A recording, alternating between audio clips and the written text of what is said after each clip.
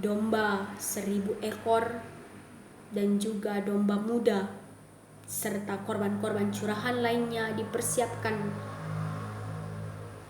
Raja Daud untuk dipersembahkan ketika di hari penahbisan anaknya si Salomo. Dan mereka pun bersukacita minum makan pada saat hari itu. Maka pada saat itu juga untuk kedua kalinya Salomo anak Daud sebagai raja dan mengurapi dia bagi Tuhan. Itulah yang dilakukan Daud untuk mempersiapkan regenerasinya. Sungguh-sungguh memiliki persiapan-persiapan yang indah. Dan juga dia meminta Imam Zadok untuk memberkatinya dan mengurapinya juga, sehingga Raja Salomo pada saat itu menjadi raja dan naik tahta, duduk di singgasana, memimpin bangsa Israel, menggantikan ayahnya Daud. Nah, dari cerita ini kita melihat bahwa bagaimana perjuangan Daud dalam mempersiapkan regenerasinya si Salomo untuk memimpin bangsa Israel. Tentu ketika dalam pemimpinan bangsa Israel, Salomo yang kompeten, Salomo yang berkarakter jujur itu diberkati Tuhan. Dan Tuhan memberikan kemujuran bagi dia sehingga setiap orang Israel mendengarkan setiap perkataannya. Bahkan kita lihat di ayat 25, Tuhan membuat Salomo luar biasa, besar, dan dia juga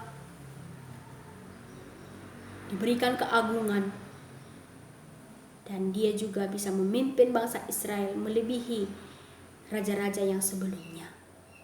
Itulah yang dilakukan Tuhan bagi Salomo. Karena itu Salomo pun bisa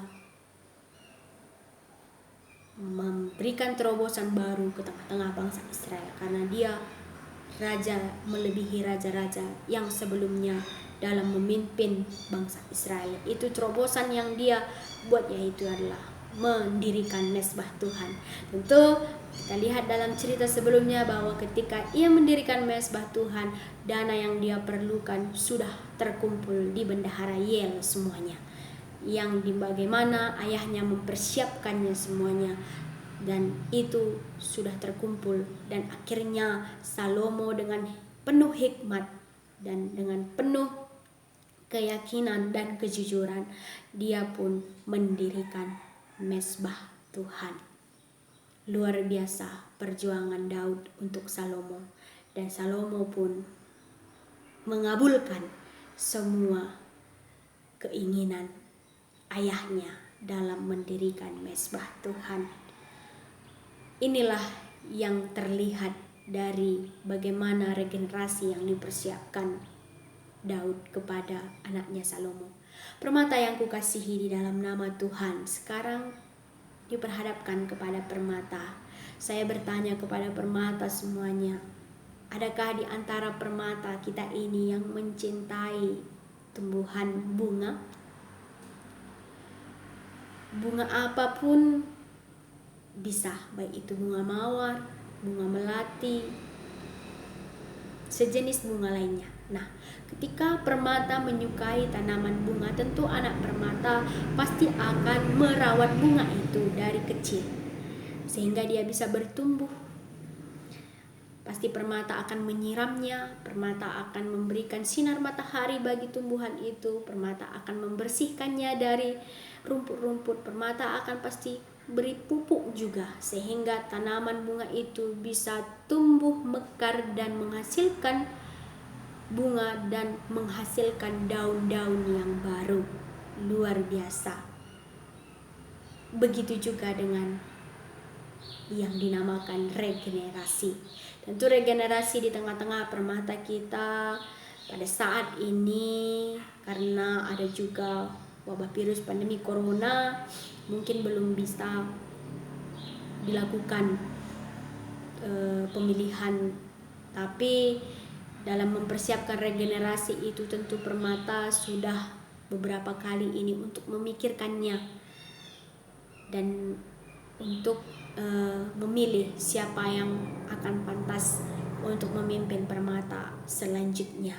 Tentu Permata pengurusan sekarang ini harus juga mempersiapkan siapa yang kelak bisa menggantikan dia untuk mencintai Permata kita ini selanjutnya dan memimpin Permata kita ini selanjutnya.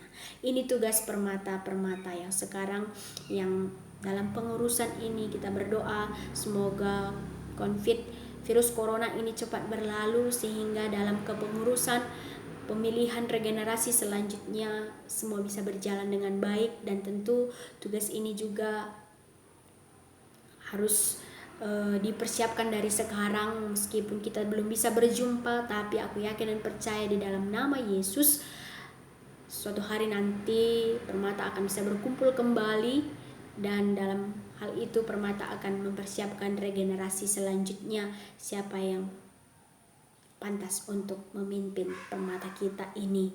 Dan kita juga berharap kepada Tuhan semoga Permata kita ini tetap jaya dan tetap mempersiapkan diri. Jangan pernah mengeluh, karena kami yakin percaya Tuhan pasti akan memperhitungkan semua apa yang kita perbuat. Demikian firman Tuhan. Tuhan memberkati PA kita ini. Amin.